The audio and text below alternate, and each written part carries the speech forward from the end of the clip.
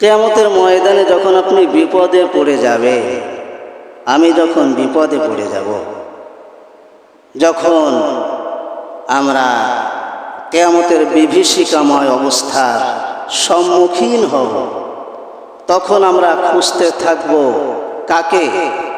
রাসূলুল্লাহকে। কারে খুঁজতে থাকব? রাসূল। তাহলে সেই রাসূলকে আমার ওই সময় প্রয়োজন হবে। রাসূলুল্লাহর হাতের কাউসারের পানি যদি কোনো ব্যক্তি একবার পান করে, তাহলে আর কোনোদিন তার পানির পিপাসা লাগবে না। সুবহানাল্লাহ।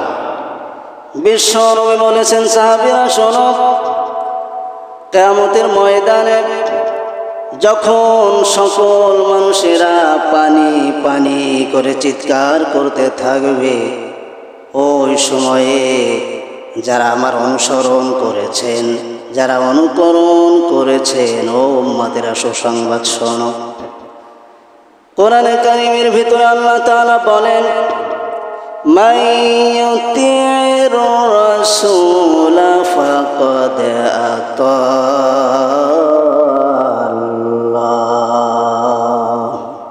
আল্লাহ রাব্বুল আলামিন বলেন, দুনিয়ার মানুষেরা শোনো, যারা আমার রাসূলের আনুগত্য করবা, তারা যেন আমি আল্লাহর আনুগত্য করেছ। আল্লাহ রাব্বুল আলামিন বলেছেন, ও দুনিয়ার মানুষেরা শোনো, কুল ইন কুনতুম তুহিব্বুনাল্লাহ ফাত্তাবিউনি ইউহিব্বুকুমুল্লাহ। যারা আল্লাহকে ভালোবাসতে চাও, তাদের উচিত হলো রাসূলুল্লাহকে ভালোবাসা। সুবহানাল্লাহ বলেন। আমরা আল্লাহকে ভালোবাসতে চাই কিনা? কথা বলেন। তাহলে আল্লাহকে কিভাবে ভালোবাসবেন আপনি? আল্লাহকে কি দেখা যায়? আল্লাহকে স্পর্শ করা যায়? কোথায় আছে? আমরা শুধু কোরআন হাদিস থেকে উদাহরণ পাই, দৃষ্টান্ত পাই। আল্লাহ সবার মাঝে আছে। আল্লাহ কি? সব জায়গায় সবার মাঝে আল্লাহ তাআলা আছে। আল্লাহ রাব্বুল আলামিন বলেন, ওয়ালামু আন্নাল্লাহা ইয়াহুলু বাইনাল মারই ওয়া কলবিহি। আল্লাহ তাআলা বলেন, দুনিয়ার মানুষেরা তোমরা জেনে রাখো, ওয়ালামু তোমরা জেনে রাখো, আন্নাল্লাহা ইয়াহুলু বাইনাল মারই ওয়া কলবিহি। মানুষ এবং মানুষের যে অন্তর আছে, এই অন্তরের মাঝখানে আমি আল্লাহ রাব্বুল আলামিন সারাটা জীবন বসে থাকি। জোরে বলুন সুবহানাল্লাহ। মানুষ এবং মানুষের অন্তর, আমাদের অন্তর আছে না, এই অন্তরের মাঝখানে ইয়াহুলু বাইনাল মারই ওয়া কলবিহি। বাইনা মানে হলো মধ্যখানে, মানুষ এবং মানুষের অন্তরের মধ্যখানে আল্লাহ সব সময়ের জন্য বসে আছে। আল্লাহ তাআলা বলেন, দুনিয়ার মানুষেরা তুমি অন্তরে অন্তরে যা কিছু কল্পনা করো, জল্পনা করো, যা কিছু বলো, আমি আল্লাহ রাব্বুল আলামিন ওই অন্তরের মাঝখানে বসে বসে তোমার সব কথাগুলি শুনি। সব কথাগুলি কি আল্লাহ শুনেন? আল্লাহ রাব্বুল আলামিন আবার বলেন, সালাসাতিন ইল্লাহু ওয়া রাবিউহুম ওয়ালা খামসাতিন ইল্লাহু ওয়া সাদিসুহুম ওয়ালা আদনা মিন যালিক। আল্লাহ রাব্বুল আলামিন বলেন, শোনো, তোমরা যেখানে তিনজন অবস্থান করছো, আমি আল্লাহ রাব্বুল আলামিন ওইখানে আরেকজন। তাহলে কয়জন হলো বলেন? খেয়াল করতে হবে, শুধু বসে ঘুমানো যাবে না কিন্তু। যেখানে আমরা তিনজন উপস্থিত সেখানে আল্লাহ আর একজন, তাহলে কয়জন হলো? সূরা মুজাদালা 28 পারা 2 নম্বর সূরায় আল্লাহ বলছে সালাসাতিন ইল্লাহু রাবিউহুম ওয়ালা খামসাতিন ইল্লাহু সাদিসুহুম। তোমরা যেখানে 5 জন, আমি আল্লাহ আর একজন, তাহলে কয়জন হলো বলেন? 6 জন।